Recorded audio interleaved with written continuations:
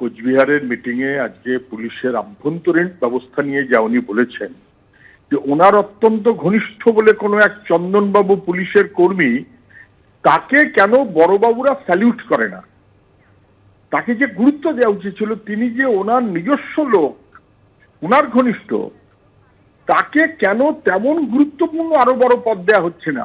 ওসির ওপরে ওসি করা হচ্ছে না, এসপির ওপরে এসপি করা হচ্ছে না। যেমন জেলা পরিষদে সভাধিপতিদের ওপরে মুখ্যমন্ত্রী আবার নিজেরা লোক লাগিয়েছেন যাকে বলে মেন্টার, তেমন পুলিশের অফিসাররা ওই হেড অফিসে বসে আছেন কোনো এক চন্দনবাবু কে আমি জানি না, তাকে কেন ঠিকমতো স্যালুট ঠুকছে না, তাকে কেন আরো বড় পোস্ট দিচ্ছে না, তাকে মানেটা কি?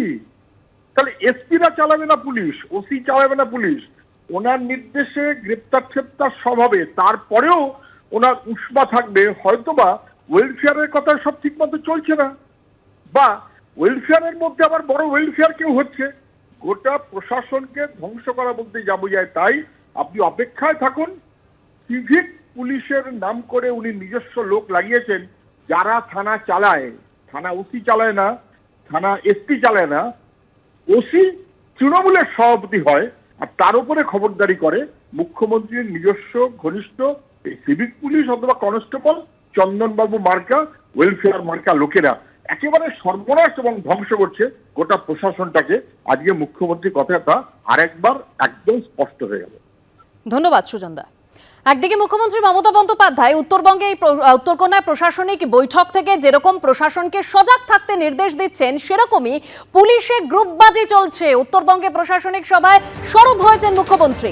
কোচবিহারে পুলিশ হেডকোয়ার্টারের চন্দন বাবুকে কেন কাজে লাগানো হচ্ছে না, তাকে কেন কোনো কাজ দেওয়া হয় না, কেন তাকে কাজ করতে দেওয়া হয় না, প্রশাসনিক সভায় এভাবেই পুলিশকে আক্রমণ করেছেন তিনি। শুনুন। কুচবিহারে একজন হেডকোয়ার্টারে ডিএসপি বা এসডিপি কিছু একটা আছে, চন্দনবাবু বলে কেউ আছে? তিনি কি এসছেন meeting A?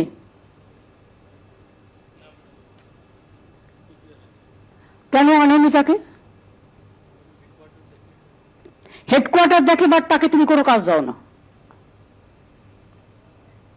Is it not a fact? না, কাজ করে না, তাকে তুমি করতে দাও না। তোমরা নিজেরাই যদি নিজেদের মতো গ্রুপ তৈরি করে নাও, তাহলে how the people will sustain? ওনাকে কাজে লাগাবে, শীতলকুচিতে কাজে লাগাও, দিনহাটায় কাজে লাগাও, বর্ডার এরিয়ায় কাজে লাগাও। হেডকোয়ার্টারে একজনকে বসিয়ে রাখবে, সে শুধু চা বিস্কুট করে বাড়ি চলে যাবে। সে কাজ করতে চায়, তুমি কাজ করতে দেবে না? এ আবার কি? পুলিশকে নিজেদের মধ্যে কখনো গ্রুপ করে না, আমরা পলিটিক্যাল লোকেরা গ্রুপ করি বেশি, আমরা তাই জেনে এসেছি এতদিন। আপনারা শুনলেন মমতা বন্দ্যোপাধ্যায়, তিনি একেবারে পুলিশে গ্রুপবাজি চলছে বলে সরব হয়েছেন আজকের এই প্রশাসনিক বৈঠকে। তিনি বলছেন কোচবিহারে পুলিশ হেডকোয়ার্টার যিনি দেখেন সেই চন্দনবাবুকে কেন কাজে লাগানো হচ্ছে না, তাকে কেন কোনো কাজ দেওয়া হয় না, এই নিয়ে একেবারে প্রশাসনিক সভায় পুলিশের একাংশকে আক্রমণ করেছেন পুলিশ মন্ত্রী মমতা বন্দ্যোপাধ্যায়।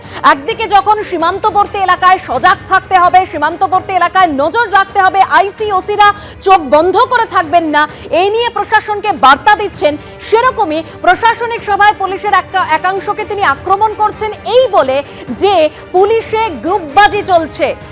কোচবিহারে পুলিশ হেডকোয়ার্টারের চন্দন বাবুকে কেন কাজে লাগানো হচ্ছে না, তাকে কেন কোনো কাজ দেওয়া হয় না, এই নিয়ে পুলিশের একাংশকে আক্রমণ করেছেন আজ তিনি মমতা বন্দ্যোপাধ্যায়, একদম উত্তরকন্যায় যে প্রশাসনিক বৈঠক সেখান থেকে।